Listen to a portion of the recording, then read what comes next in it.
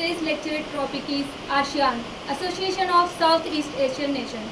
One vision, one identity, one community is the motto of the ASEAN. The headquarters is in Jakarta, Indonesia. Starting from the introduction, so it is established in 1964, 9th of August in Thailand, Bangkok Declaration. And for the main reason of ASEAN is promoting peace, stability and economic growth for the countries who are members.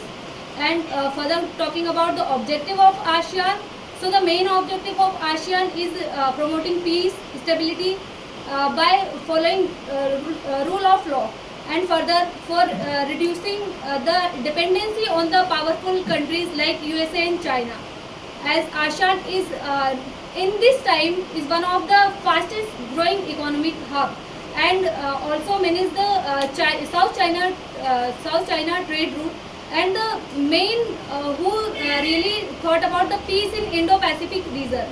And further, if I talk about the Indo-ASEAN, so India India currently in a strategic position from 2012 with ASEAN, and further wanted to member of ASEAN. And before that in 1994 it is the time when first dialogue between India and ASEAN happened. After that the USA, China, Australia and some other countries also wanted strategic relationship with ASEAN. Further, if I talk about the challenges with ASEAN, so the main challenge is that their policy, which is non-interference policy.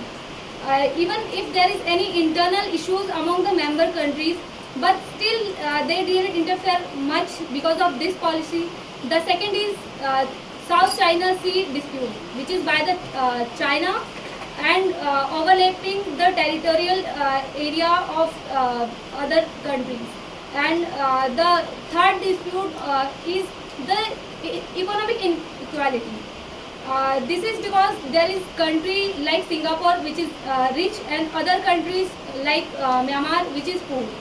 And if I talk about the current scenarios, so currently Laos is where the Laos is the country where the ASEAN meeting held, and the main objective of that meeting is Myanmar political crisis, the ongoing crisis in Myanmar.